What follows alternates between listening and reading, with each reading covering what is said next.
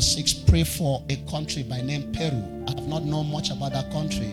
Peru, Brazil, and Argentina. Say, pray for these countries. Peru, Brazil, and Argentina. I see a disaster in this nation. In February 2026, Peru faced a worsening situation due to intense heavy rains associated with the El Niño costero phenomenon.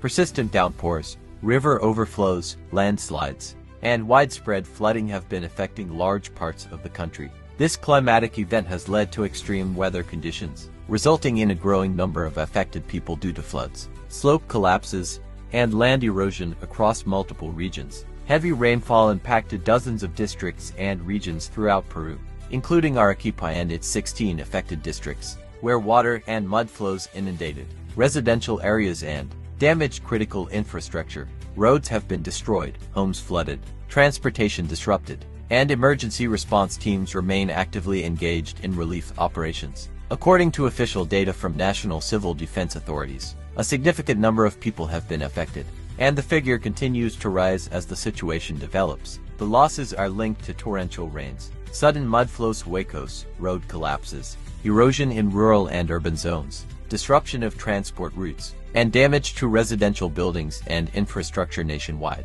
The most severe consequences have been reported in the Arequipa region, where homes, farm structures, and road sections were damaged or destroyed. In the Ica region, where heavy rains caused river overflows and blockages along the Pan-American Highway, as well as in other central and northern areas of the country, including Piura, Lambayeque, Cajamarca, Ayacucho, Apurimac, Ancash, and Amazonas. Stay tuned for updates and subscribe to the channel to keep up with the latest news. Our top focus on climate tracker Peru. It has declared a state of emergency across nearly half the country after weeks of severe rainfall, which triggered floods and landslides. Authorities linked this crisis to warming Pacific waters and a localized climate phenomenon called the El Niño costero.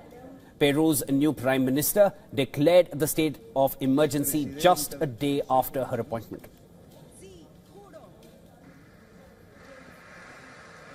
Poder Ejecutivo y estándola con Martínez. Artículo segundo. Juro.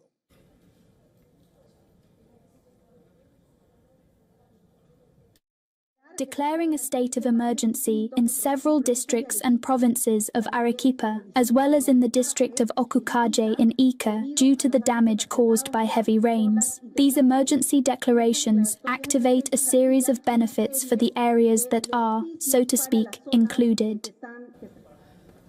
The decree was signed by Interim President Jose Maria Balcazar and published in the official gazette. It places more than 700 districts under emergency measures across the Pacific coast, the Andes and the Amazon basin.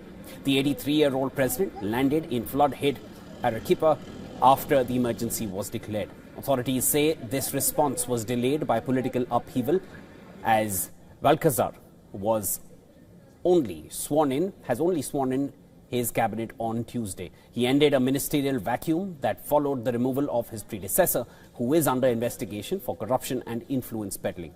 Now, the scale of damage in Peru is extensive, to say the least. Peru's Transport Ministry reports that more than 931 kilometers of roads have been damaged nationwide, disrupting transport routes, which relied upon by over 500,000 people each week.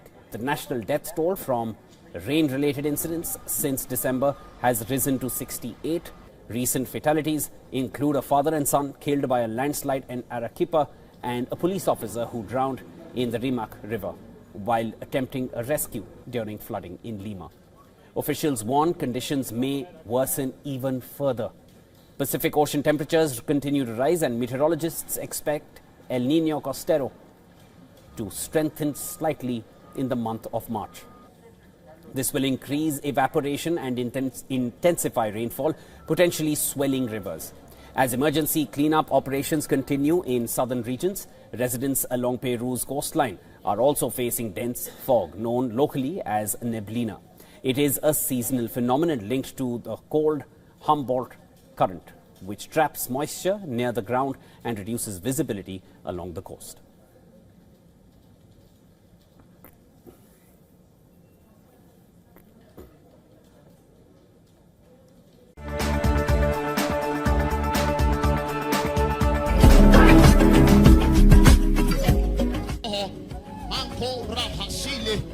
Bahasile Makuria, Utakabe, Arusa Be, Arusa Demokaria Muhama, Menkobe, Utani Kaboria Skola, Uta Bane Kumana Hasiatai,